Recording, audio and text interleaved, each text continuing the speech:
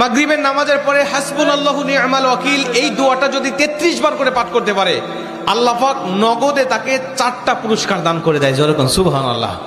এবং এই পুরস্কারগুলো আপনি নিজের চোখে দেখতে পারবেন যে হাসবুনাল্লাহু নি'মাল ওয়াকিল এই দোয়াটা পাঠ করার কারণে আল্লাহ পাক আপনাকে কি কি বেনিফিট দান করেছে। 1 নম্বরে আল্লাহ পাক আপনার দুশ্চিন্তা, আপনার টেনশন আল্লাহ পাক দূর করে দিবে।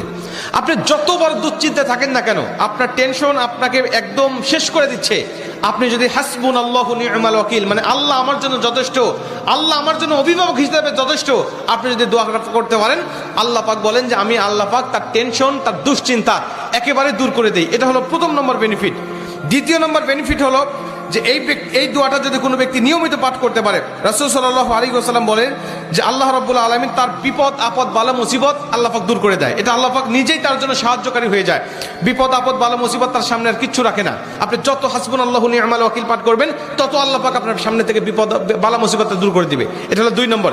3 নম্বরে নবীজি সাল্লাল্লাহু আলাইহি ওয়াসাল্লাম বলছেন, যে ব্যক্তি হাসবুনাল্লাহু নি'মাল ওয়াকিল বেশি বেশি পাঠ করবে, আল্লাহ রাব্বুল আলামিন সে যদি কারোর দ্বারা জুলুম শিকার হয়ে থাকে, সে মাজলুম, তার উপরে কেউ জুলুম করেছে, তার উপরে কেউ কষ্ট দিয়েছে, তাকে এই কষ্টটা সে পেয়ে আল্লাহ পাকের কাছে হাসবুনাল্লাহু নি'মাল ওয়াকিল পাঠ করেছে, আল্লাহ পাক বলেন নিজেই আমি ওই মাজলুমের পক্ষে হয়ে যাই, জালিমের বিপক্ষে আমি আল্লাহ নিজের অবস্থানটা দাঁড় করা দেই। যেরকম সুবহানাল্লাহ। ভাই, আল্লাহ যদি আপনার পক্ষে দাঁড়ায় যায়, আপনার কিছু লাগে? আল্লাহ যদি আপনার জন্য সাহায্যকারী হয়ে যায়, আর কিছু লাগে? আপনাকে কোন জালিম আপনার উপর জুলুম করছে, আপনি হয়তো বা সেই জালিমের কাছে আপনি কিচ্ছু না, একেবারে তুচ্ছ, কিন্তু আল্লাহ তো তার থেকে অনেক বেশি শক্তিশালী। আল্লাহ পাক বলে যে আমি তখন ওই মাজলুমের পক্ষে দাঁড়া যাই, ওই জালিমের বিপক্ষে দাঁড়া যাই, আমি আল্লাহ আমার নিজের মতো করে আমি তখন বিচারটা শুরু করে দেই। যেরকম সুবহানাল্লাহ। এজন্য যদি কেউ আপনার উপর জুলুম করে, আপনি হতাশা হবেন না, আপনি কষ্ট পাবেন না, আপনি আসমানের দিকে মুখটা উঁচা করে বলবেন হাসবুনাল্লাহু নি'মাল ওয়াকিল নি'মাল মাওলা ওয়া নি'মান নাসির।